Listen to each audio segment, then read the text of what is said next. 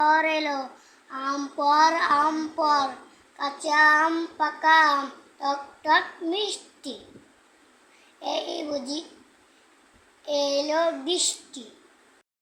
আমার সিংহ মামা করছো তুমি কি? এই দেখো না কেমন তোমার ছবি কিসে না এটা তো ওই আমাদের গা ওখানে ওইখানেতে বাস করে কানার বগিচা ও বগিচি খাস কি কথা বাস চাস কি আমি একটা পুঁটি মাছ পাই না একটা যেতে পাই নিজের কপি করছে